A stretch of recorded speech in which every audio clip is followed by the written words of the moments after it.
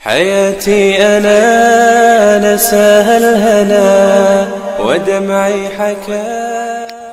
بسم اللہ الرحمن الرحیم. السلام علیکم ورحمۃ اللہ وبرکاتہ. آج کا موضوع ہے اپنے ماتحتوں کی تربیت کیسے کریں.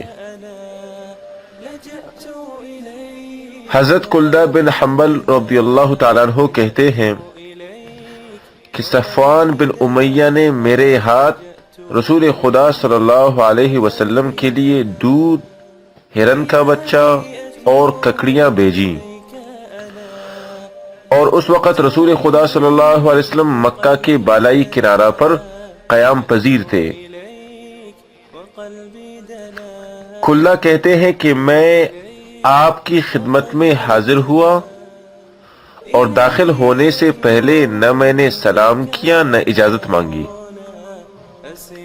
چنانچہ آن حضرت صلی اللہ علیہ وسلم نے مجھ سے فرمایا، واپس جاؤ، یعنی یہاں سے نکل کر دروازہ پر جاؤ اور وہاں کھڑے ہو کر کہو السلام علیکم، کیا میں اندر آ سکتا ہوں؟ سبحان اللہ. یہ ترمذی اور ابو داؤد شریف کی روایت ہے. تو دوستو، ادب ہے، سلیقہ ہے، تہذیب ہے، اس کو سیکھنا پڑے گا اور اپنے ماتحتوں کی اس طریقہ سے ہم تربیت کر سکتے ہیں. اللہ پاک حضور صلی اللہ علیہ وسلم کی صحیح اتباع نصیب فرمائے. السلام علیکم ورحمۃ اللہ وبرکاتہ.